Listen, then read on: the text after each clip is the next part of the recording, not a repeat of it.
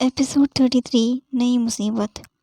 اگلا دن صبح سب سے پہلے اٹھ کر عائشہ نے باتھ روم میں جا کر اپنے ہاتھ اور پیروں کی مہندی صاف کری۔ اپنے ہاتھوں میں ایک دم ڈارک مہندی رچا ہوا دیکھ عائشہ زور زور سے چلانے لگی۔ اس کی چلاہٹ اتنی تیز تھی کہ بیچارے سوئے ہوئے ابے کی نیند بھی خراب ہو گئی۔ ابے بڑبڑاتا ہوا بستر سے نیچے اترا اور بھاگتے ہوئے باتھ روم میں داخل ہوا۔ کیا ہوا؟ ابے نے ہانپتے ہوئے اس سے پوچھا۔ ابے میری مہندی کتنی گہری رچی ہے، اس کا مطلب کہ تم مجھ سے بہت پیار کرتے ہو، ہے نا؟ عائشہ ابے کو شرارتی نظروں سے دیکھتے ہوئے بولی۔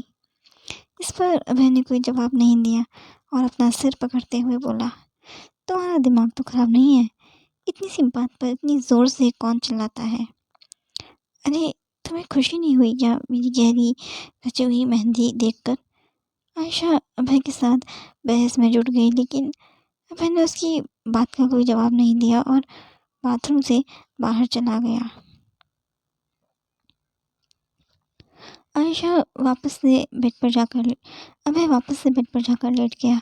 اس نے اپنے فون کی اسکرین انلاک کر کے دیکھا تو ابھی 5:30 بج رہے تھے صبح کے، اس لیے اس نے تھوڑی دیر اور سونے کا من بنا لیا۔ کچھ ہی دیر میں نہا کر عائشہ باتھ روم سے باہر نکلی اور اپنے گیلے بال تولیے سے جھاڑنے لگی زور زور سے، جس وجہ سے پانی کی چھینٹیں ابے کے منہ پر پڑنے لگی۔ ابے نے اریٹیٹ ہو کر اپنی آنکھیں کھولی اور غصے سے عائشہ کو گھورنے لگا۔ آج صبح سے ہی تم کچھ زیادہ ہی چہک رہی ہو، ابے غصے بھری آواز میں اس سے بولا۔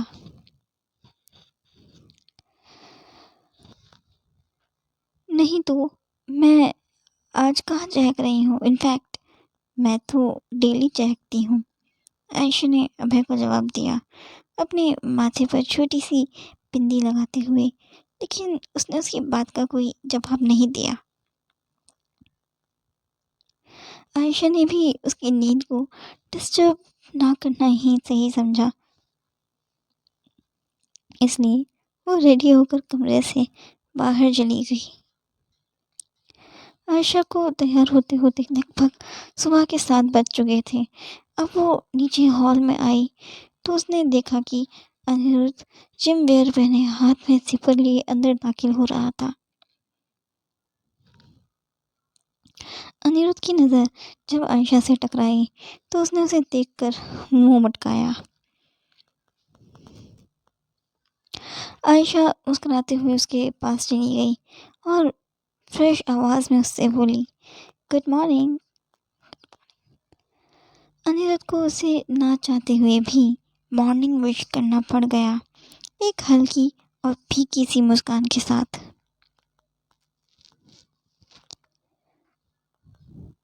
لیکن اس سے پہلے کہ وہ اس سے کچھ اور کہہ پاتی، انیرودھ وہاں سے رفو چکر ہو گیا۔ اس کے وہاں سے جانے کے بعد عائشہ خود سے بولی، ابے سو رہا ہے۔ انیرودھ بھی میری بات سنے بنا ہی چلا گیا۔ اب میں مندر کیسے جاؤں؟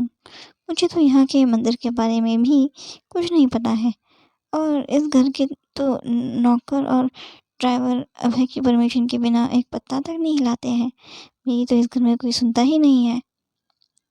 اب میں کیا کروں؟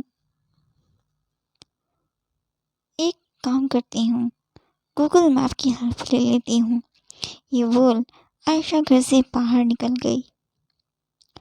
وہیں ابے جب اٹھا تو اس نے دیکھا کہ 7:30 ہو چکے تھے۔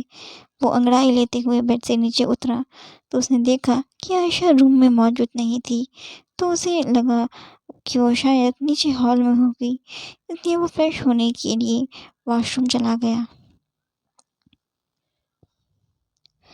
تھوڑی دیر میں ریڈی ہو کر نیچے ہال میں پہنچا تو جہاں انیرودھ اور مانسی پہلے سے ہی موجود تھے، وہ ڈائننگ چیئر پر بیٹھ کر ناشتہ کر رہے تھے۔ ابھی بھی اپنے چیئر پر بیٹھا اور انیرودھ سے بولا، عائشہ کہیں نظر نہیں آ رہی ہے، کہاں ہے وہ؟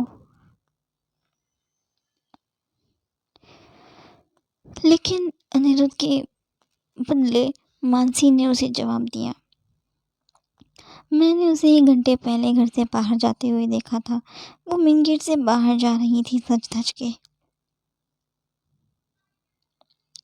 مانسی کا جواب سن کر ابھی نے حیرانی میں اپنی بھویں سے کوڑ لی۔ اس نے اپنا فون اٹھایا اور عائشہ کا نمبر ڈائل کیا، لیکن اس کا کال نیٹ ورک کوریج سے ایریا سے باہر آ رہا تھا۔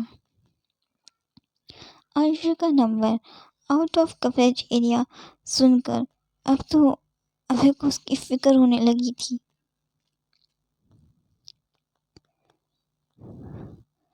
وہ خود سے بڑبڑایا، کہاں چلی گئی یہ لڑکی اچانک؟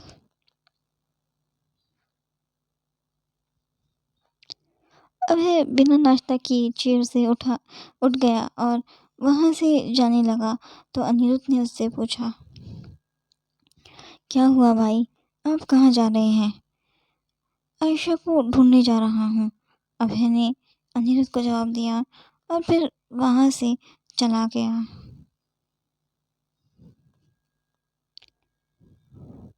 ابھی اپنی گاڑی میں بیٹھ کر راتھوڑ ریزیڈنسی سے باہر نکلا، لیکن ابھی اسے سمجھ ہی نہیں آ رہا تھا کہ اسے عائشہ کو ڈھونڈنے کے لیے کس ڈائریکشن میں جانا چاہیے۔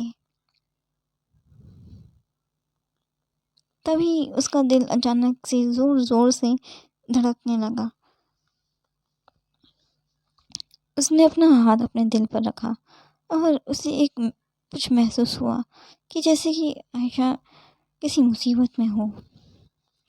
گاڈ، کہیں عائشہ کسی مصیبت میں تو نہیں، پلیز اسے سیف رکھنا جب تک میں اس کے پاس نہ پہنچ جاؤں۔ یہ بول ابھی نے لیفٹ ٹرن لے لیا۔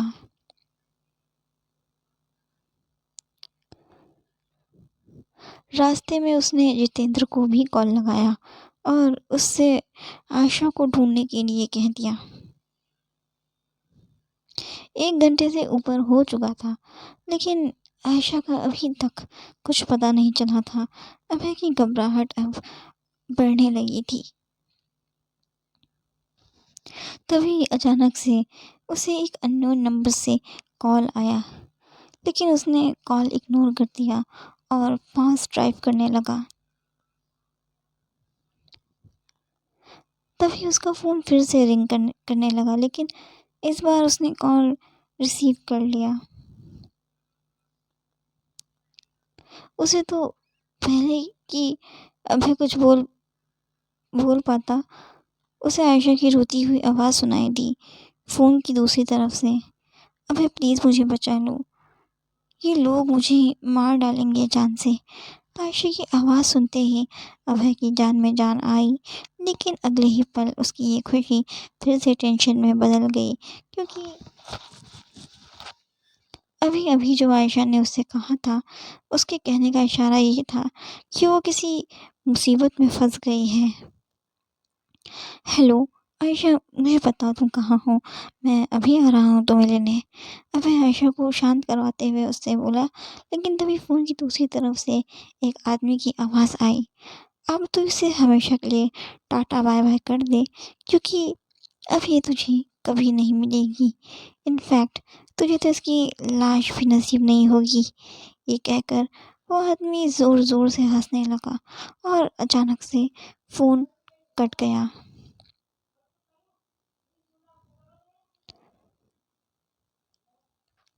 آخر اب کون سی نئی مصیبت میں پھنس گئی ہے عائشہ؟ کیا کسی نے عائشہ کا کڈنیپ کر لیا، یا یہ مانسی کی ہی کوئی نئی چال ہے؟ جاننے کے لیے کہانی سے جڑے رہیں۔ اگر آپ کو آج کا ایپیسوڈ اچھا لگا تو کامنٹ میں بتائیں، چینل کو سبسکرائب کریں اور بیل آئیکن کو پریس کریں تاکہ آگے کا چیپٹر پبلش ہوتے ہی آپ کو نوٹیفیکیشن مل جائے۔ Thank you.